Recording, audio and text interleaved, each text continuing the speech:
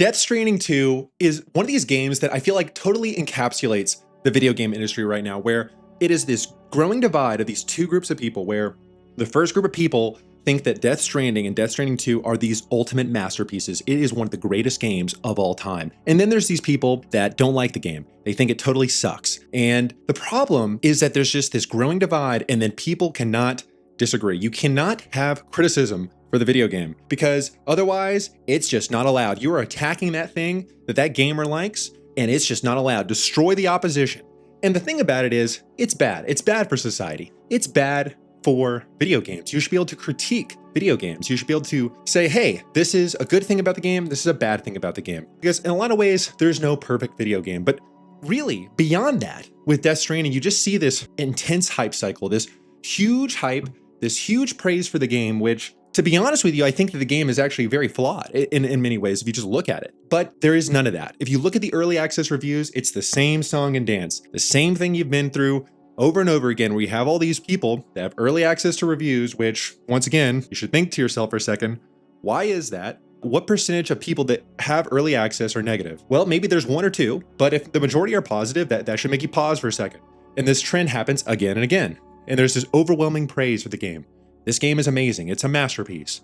I was changed by it. And maybe that's the case, but it should make you pause for a second. We've seen this again and again. The hype cycle and the shutting down of the opposition. There's just this kind of hive mind mindset behind the hype cycles. And you see this with almost every single new video game out there. Starfield, Kingdom Come Deliverance 2, Baldur's Gate 3, Monster Hunter. It's the same song and dance every single time. And to be honest with you, I think that it's not great for the video game industry. And I think that Death Stranding has its place. There's a balanced take to this. It's good to have a diversity of video games. It's good to have different video games that appeal to different people. There are these kind of movie games that some people like and other people absolutely hate it. There's video games that are kind of these really complicated strategy games. They're almost spreadsheet simulators. A lot of people think they're work.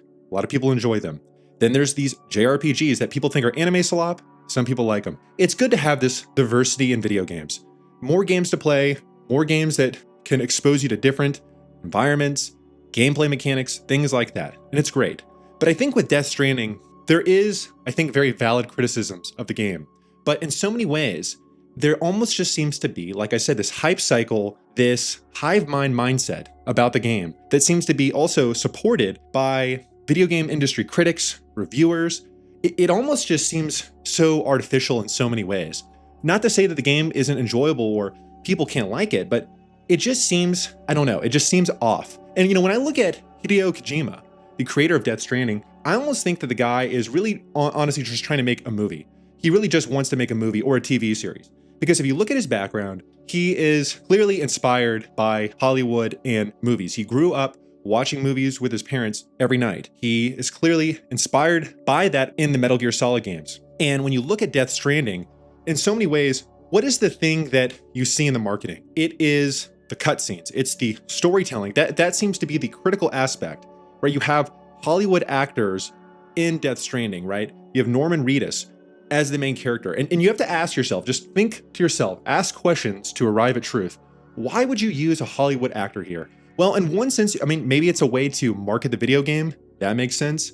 Maybe it's part of that artistic vision, but with video games, like, you don't have to have the Hollywood actor. You could create your own character. You can make him or her or whatever kind of person you want to make them, with whatever voice, with whatever appearance. Once again, it almost seems to kind of support this idea that Kojima is really kind of more interested in the movie aspect of things, making a movie, because if you look at the marketing material, if you look at the previews, I mean, almost all of it is about the cutscenes. It's the story beats of the game. Very kind of rarely, at least from what I've seen, was the game previewed around the gameplay mechanics, the gameplay ideas. And so maybe Death Stranding is this emotional experience because of the story. Fair enough. But as a video game, I mean, the core aspect of the video game, the gameplay mechanics, does not seem to be highlighted.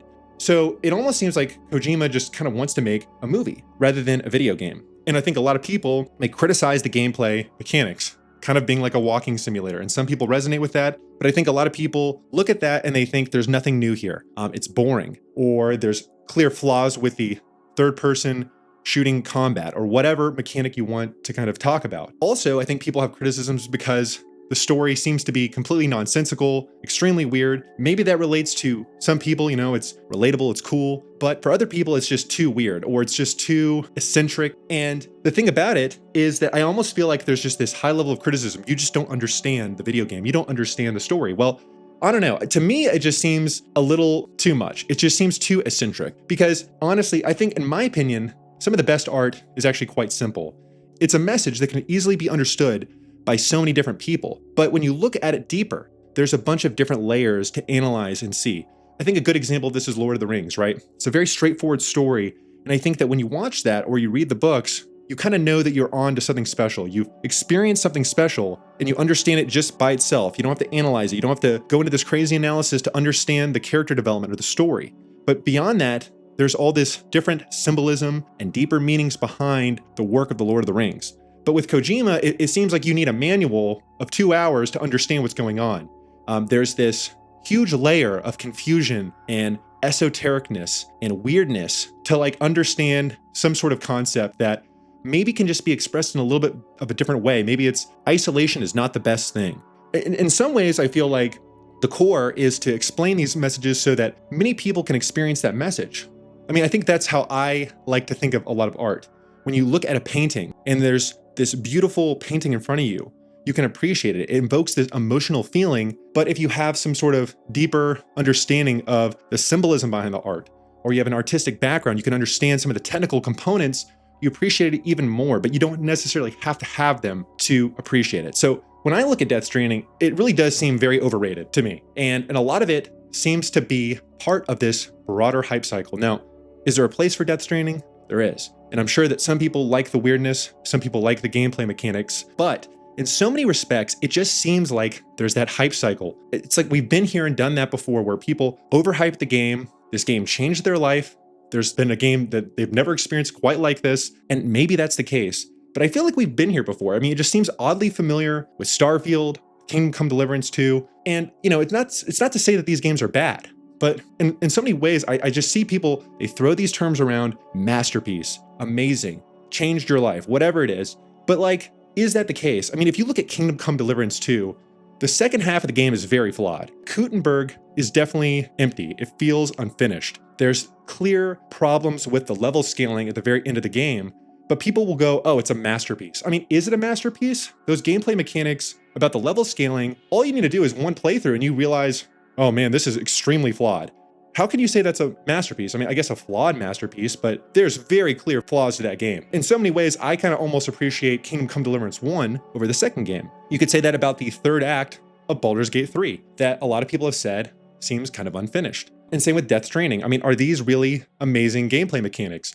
Was there this kind of thought process of, okay, the gameplay mechanics did not resonate with everyone in the first game. How can we really make this more approachable?